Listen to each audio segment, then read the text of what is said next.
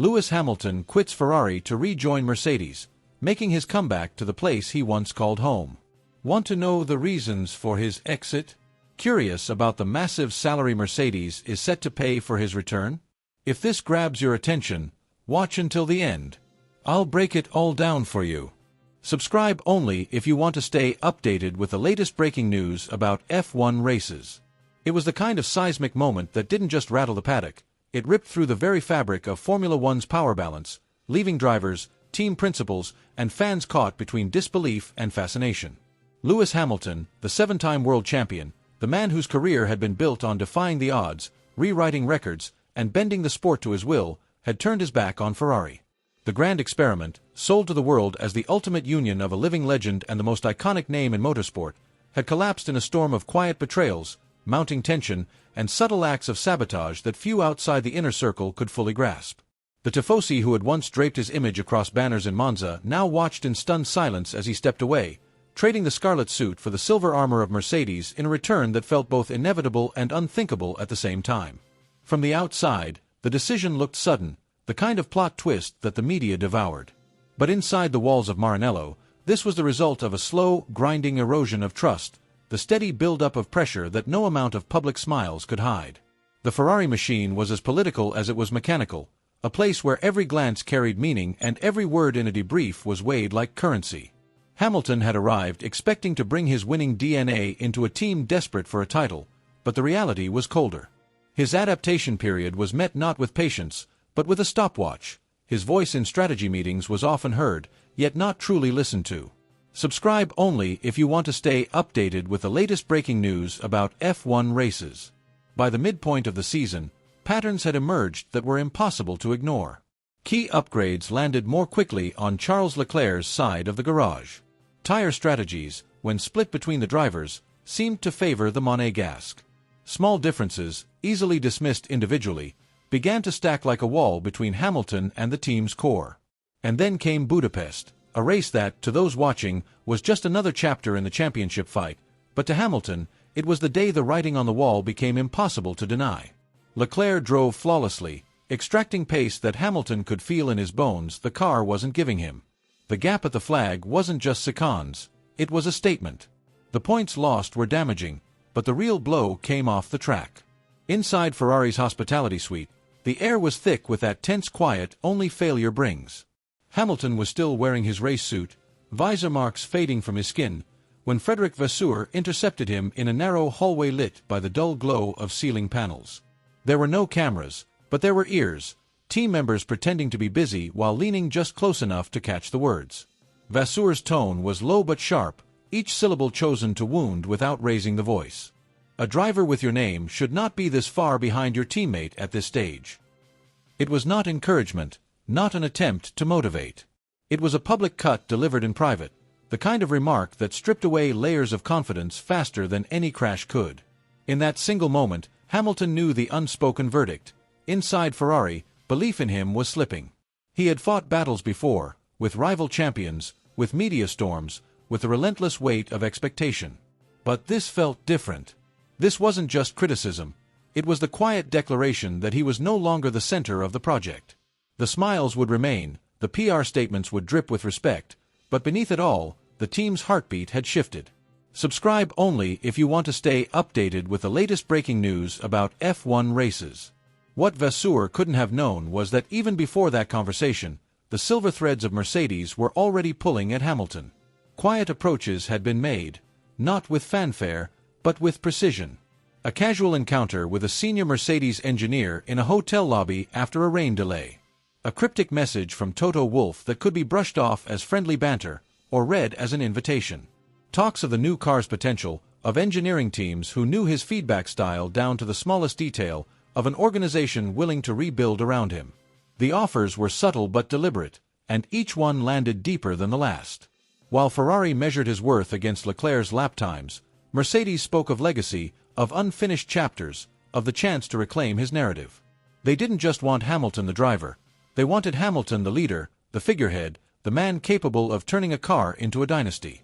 When the decision came, it was clean in action but messy in emotion. The contract signing was swift, the lawyers efficient, but the mental break from Ferrari had been happening for weeks, perhaps months. The day it became official, the paddock felt the shift like a gust of wind before a storm. Conversations stopped mid-sentence. Rival team bosses recalculated their strategies. And in the shadows, a handful of people in Mercedes silver allowed themselves the faintest smile, knowing the game had just changed. Subscribe only if you want to stay updated with the latest breaking news about F1 races. The air inside that sweltering press room was charged with a strange, almost predatory energy, the kind that makes even seasoned reporters sit up straighter, sensing they might witness a defining crack in the image of one of Formula One's most unshakable figures. Lewis Hamilton, a man who for years had turned post-race interrogations into an art form, was no longer exuding the untouchable aura that had shielded him through countless controversies and defeats. He sat there as though the chair itself were anchoring him down, his posture slightly collapsed, his eyes avoiding the harsh glare of the overhead lights. The trademark charisma that could once shift the mood of an entire room was absent, replaced by a tightness around the mouth and a gaze fixed somewhere far beyond the walls. His voice, usually rich with conviction, was stripped bare, his answers clipped and almost defensive, as if he were guarding whatever remained of his composure. The journalists sensed it instantly, and like seasoned hunters, they went in for the strike. There was no talk of track temperatures, wind speeds, or optimal pit stop windows. Instead, they asked if he had lost the razor-sharp instinct that once made him unstoppable. Was Charles Leclerc now the beating heart of Ferrari's future? Had the balance of power in Maranello already shifted, leaving him a shadow of the driver they had signed with such fanfare? The phrasing was polite, but the undertones were designed to provoke. Each question was a calculated incision, and the room seemed to shrink with every pause he took before answering. Camera shutters snapped rapidly, catching the flickers of irritation, the tightening of his jaw, the faint narrowing of his eyes. Moments that would be replayed endlessly, dissected frame by frame across social media and sports networks. When the doors closed and the journalists dispersed, the real battle began in the quiet corridors of Ferrari's inner sanctum. Executives who had once celebrated his arrival as the dawn of a new era now sat in private strategy meetings, quietly weighing the cost of continuing to build the team around him. It wasn't just about his monumental salary, though that figure alone drew whispers. It was about the gravitational force of his presence, which had shifted the internal politics, media focus, and development priorities in ways that now felt misaligned with Ferrari's trajectory. There were murmurs that the team's long-term success demanded catering to Leclerc's aggressive, adaptable driving style, a style that seemed to extract more from the SF chassis, even in its more temperamental iterations. Inside the engineering department, the shift was tangible. Hamilton's input, once treated as gospel, was now met with polite acknowledgement but often overridden by a push to tailor upgrades to Leclerc's feedback. Telemetry sessions, which used to feel like collaborative problem-solving, had morphed into tense duels of interpretation. Graphs were no longer just performance records, they were political tools. Whenever a strategy favored Leclerc, Hamilton's challenges grew sharper, not in volume, but in the precision of his questions, each one laced with the unspoken accusation that the game was being tilted. Subtle changes in routine began to tell their own story. Word spread that he was arriving late to select briefings, not from disinterest but from the emotional drain of entering rooms thick with unspoken judgment. The garage dynamic shifted. Mechanics who once fought to be in his corner now split their loyalties, hedging their bets on which side of the garage would define Ferrari's legacy. Even the smallest public interactions, a handshake, a glance, a quick exchange in the paddock, became fodder for endless speculation, dissected as clues to an evolving power struggle. Beyond Ferrari, rival teams could smell the turbulence. Team principals from Mercedes, Aston Martin, and even Audi began to move like chess masters, quietly positioning themselves for an opportunity. Some sent subtle messages through intermediaries, gauging whether Hamilton might be open to a new chapter where he could reclaim the role of undisputed leader.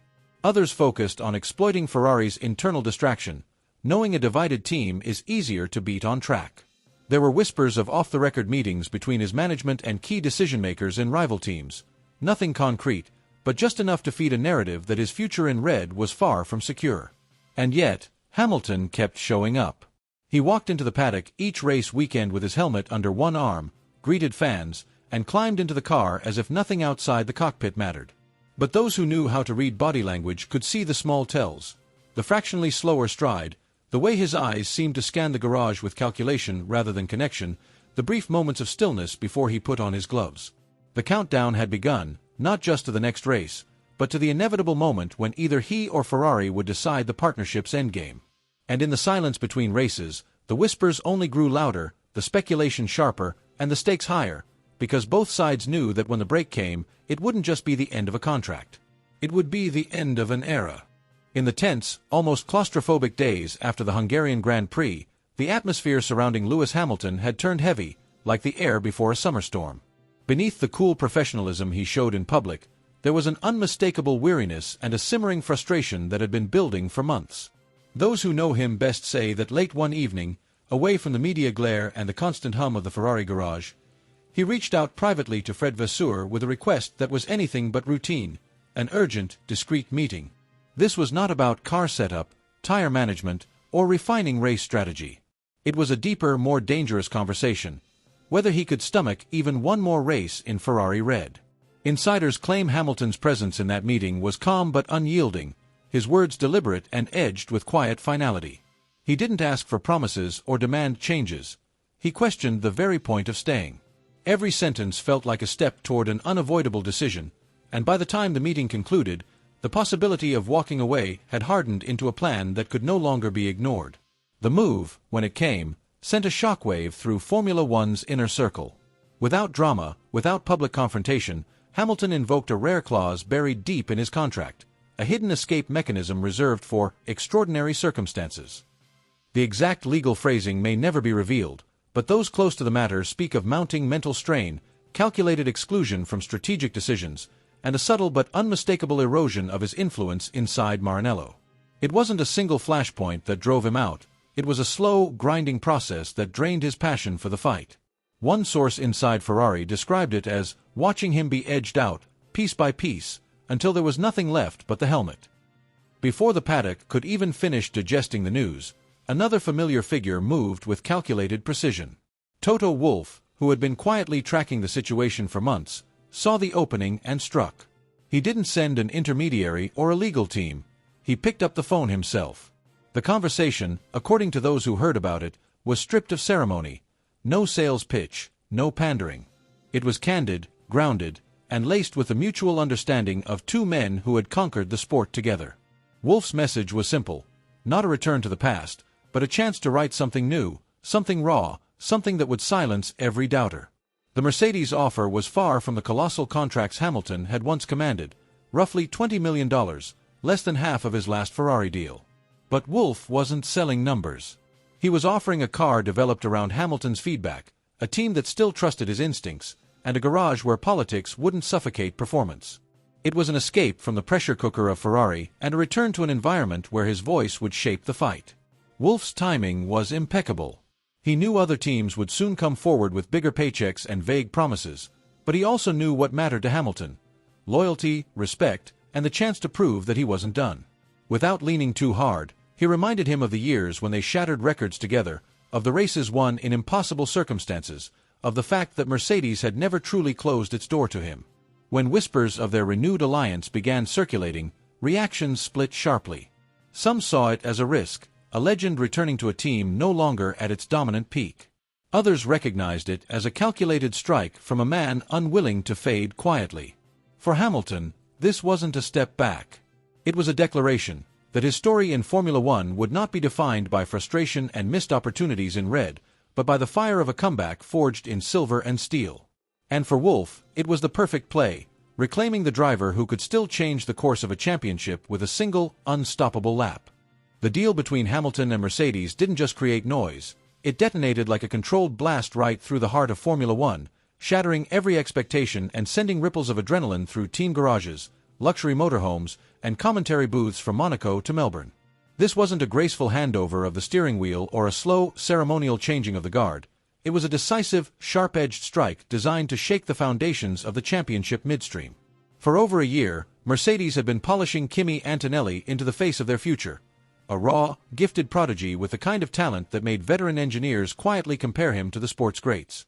He wasn't just a promising rookie. He was a marketing dream, the perfect balance of youth, charisma, and raw pace. Every junior series race he won seemed to tighten the narrative. Antonelli was the next spearhead, the driver who would carry Mercedes into the post-Hamilton era. Sponsors were lining up, fans were rallying, and internally, his name was being etched into the long-term battle plan.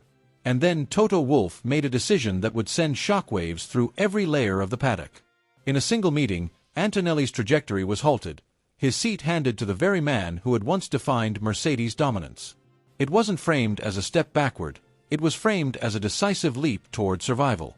Hamilton wasn't joining next season, he was stepping into the cockpit immediately, debuting at Zandvoort, one of the most technically demanding circuits on the calendar, right in the middle of Verstappen's Orange Army home fortress.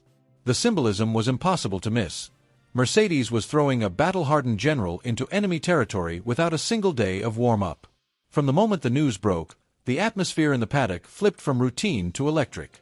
Commentators on live broadcasts stumbled over their words, journalists scrambled to update scripts, and social media melted into a war zone of conflicting opinions.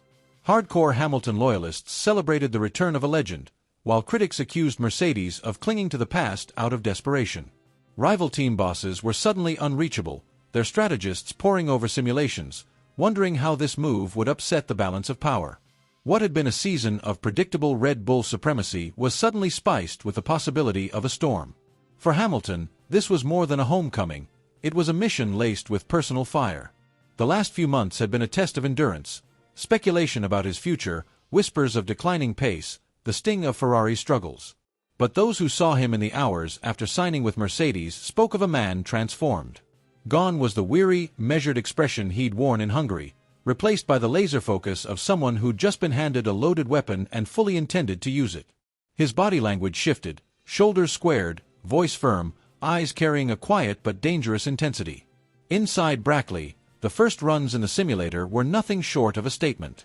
There was no easing in, no polite data gathering, just relentless laps driven with the precision and aggression of a man reclaiming territory. Engineers watched the telemetry feed and exchanged glances that didn't need words. His throttle control in high-speed corners was razor-sharp, his braking point surgical, his corner exits so clean they seemed lifted from a championship highlight reel. "He's not coming back to be competitive, he's coming back to dominate," one trackside engineer muttered. Another, almost in disbelief, said, "This isn't nostalgia, this is an ambush." The ripples reached far beyond Mercedes. Verstappen's team began quietly adjusting simulations for Zandvoort, wary of a seasoned rival capable of upsetting the home crowd script. McLaren strategists saw podium projections reshuffling, while Ferrari, still patching the wounds from his departure, monitored every whisper from Brackley, aware that a rapid Mercedes turnaround could reflect brutally on them. Even Antonelli's future became the subject of whispered paddock deals. Would he bide his time in the shadows, soaking up knowledge as a reserve, or would a rival squad lure him away with promises of freedom and glory? Zandvoort itself transformed overnight from just another calendar stop into a high-pressure crucible. The narrow, twisting track would test every reflex, the grandstands would be a roaring wall of orange, and Hamilton would walk straight into it all wearing silver once again. This wasn't just about scoring points, it was about proving that the years hadn't dulled his instincts, that the fire still burned hotter than ever, and that the story of his career was far from finished. For Mercedes, it was about throwing down a marker so sharp it cut through the noise. The present still belongs to those who know how to take it, and Hamilton was about to show the entire grid exactly how that's done. The circuit is already pulsing with a kind of restless electricity, the kind that makes every footstep, every conversation, every click of a camera shutter feel heavier than usual. It's not just race week, it's the collision point of history, rivalry, and raw ambition. Zandvoort is bracing for an arrival that's bigger than the event itself, as if the track has been waiting years for this exact moment. All eyes are magnetized toward the Mercedes garage, where mechanics move like a synchronized strike team, every torque wrench twist and visor adjustment carried out with almost military precision. The anticipation isn't silent, it's humming, vibrating through the paddock, building toward that instant when Lewis Hamilton will slide into the silver machine that once turned him into an unstoppable force. The media has turned the atmosphere into a pressure cooker. Broadcast crews loiter in the corridors like hunters, their lenses trained on the garage door. Social feeds are clogged with theories, slow-motion clips of Hamilton's arrival, and zoomed-in shots of his expression as he exchanged handshakes with his old crew. Every fan, whether in the grandstands or glued to a screen halfway around the world, feels like they're about to witness more than just a return. They're about to see a seismic shockwave that could rearrange the entire pecking order of the grid. Even neutral observers can't ignore the undercurrent. This is not a ceremonial comeback, it's a targeted strike. Inside the Mercedes camp, The focus is razor-sharp. Toto Wolff's tone in briefings has shifted from measured calm to something colder, leaner, as though he's quietly daring his team to deliver perfection. The engineers aren't simply prepping a car, they're readying a statement of intent. Mechanics who've worked with Hamilton through championship after championship know the unspoken truth. When he walks in wearing silver, expectations don't just rise, they explode. The garage smells of machine oil and adrenaline, the kind of mix that only appears when everyone knows they're on the brink of something unforgettable. Meanwhile, in Maranello, the aftershocks are still rattling through the walls. Charles Leclerc is juggling the glare of the spotlight with the sting of disappointment, forced to answer questions that pick at the seams of Ferrari's once grand vision. In back rooms far from the cameras, senior figures are whispering about strategy misfires, personal tensions, and the exact moment they lost control of the Hamilton-Leclerc alliance. The marketing push that once promised dominance has dissolved into damage control. No matter how many statements they release, no matter how much they talk about focusing forward, the narrative keeps slipping through their fingers, because Hamilton's name keeps pulling it back. For Hamilton, the red chapter isn't a wound, it's a scar, one he's learned to wear like armor. The politics, the missed wins, the moments of friction, those are now fuel. He steps into Zandvoort not as a driver clinging to relevance, but as a predator returning to familiar hunting grounds, sharper and hungrier than before. The Mercedes W15 isn't just a machine, it's an extension of his will, and he intends to bend it to his command with the precision of a surgeon and the aggression of a street fighter. The moment he releases the clutch for that first exit out of the pit lane, the sound will cut through the Dutch dunes like a blade, a declaration that he's not here to take part, he's here to seize control. Verstappen's home crowd may roar for their hero, Norris may flash his youthful swagger, Leclerc may be desperate to prove a point, but Hamilton's presence will carry something different, the gravity of legacy weaponized into raw intent. And beneath the helmet, he'll know exactly what he's doing, turning the weekend into a battle of willpower, speed, and psychological warfare. The whispers in the paddock have already started. Rumors that Verstappen has been dropping cryptic comments in the media, little jabs aimed at unsettling Hamilton before the lights go out. Insiders say Hamilton hasn't bitten, hasn't even flinched, but those close to him can see the steel in his eyes hardening.